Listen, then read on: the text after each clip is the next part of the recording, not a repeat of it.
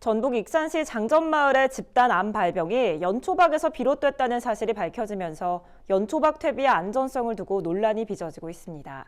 업체들과 관계당국은 연초박을 퇴비로 만드는 과정에 문제가 없다고 주장하지만 일부 전문가들이 위험성을 제기하고 있는 건데요. 지금까지 연초박에 대한 유해성 연구조차 제대로 이루어진 적이 없어서 농민들의 불안감이 커지고 있습니다. 강창호 기자가 보도합니다. 담뱃잎 찌꺼기인 연초박으로 만든 퇴비의 안전성 논란이 거세지고 있습니다. 최근 전북 익산시 장전마을의 집단 암 발병 사태가 인근 비료 공장에서 연초박으로 유기질 비료를 만들다 배출된 유해 물질에서 비롯됐다는 점이 밝혀졌기 때문입니다. 환경부에 따르면 최근 10년간 업체 13곳이 연초박을 공급받아 퇴비 원료로 사용한 것으로 확인됐습니다. 현재 연초박은 퇴비 원료로만 사용될 수 있고 유기질 비료의 원료로 사용하는 것은 불법입니다. 유기질 비료를 만들기 위해선 300도 이상의 고온 가열 과정이 필요한데 그 경우 연초박에서 발암 물질인 담배 특이 니트로사민과 다환 방향족 탄화수소 등이 배출되기 때문입니다. 이들 물질은 폐암, 피부암, 간암 등을 유발하는 1군 발암 물질입니다. 연초박의 퇴비 활용 근거는 비료관리법에 의한 농촌진흥청 고시입니다.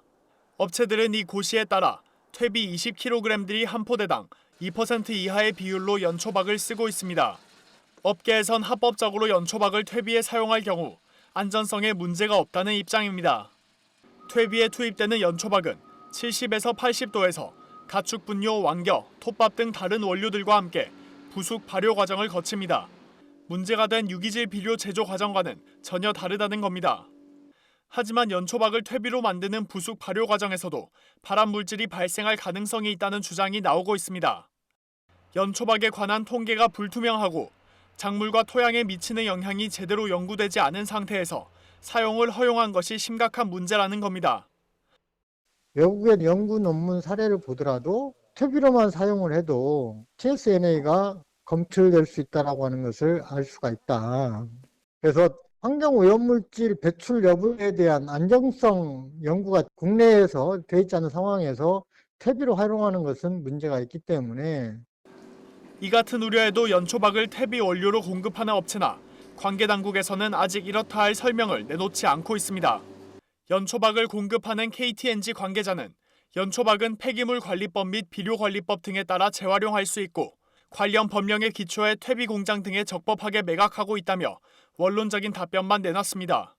퇴비 원료를 관리하는 농촌진흥청에서도 1990년대부터 퇴비 원료로 연초박을 사용해왔지만 아무런 문제가 없었다며 연초박 안전성 논란을 일축했습니다.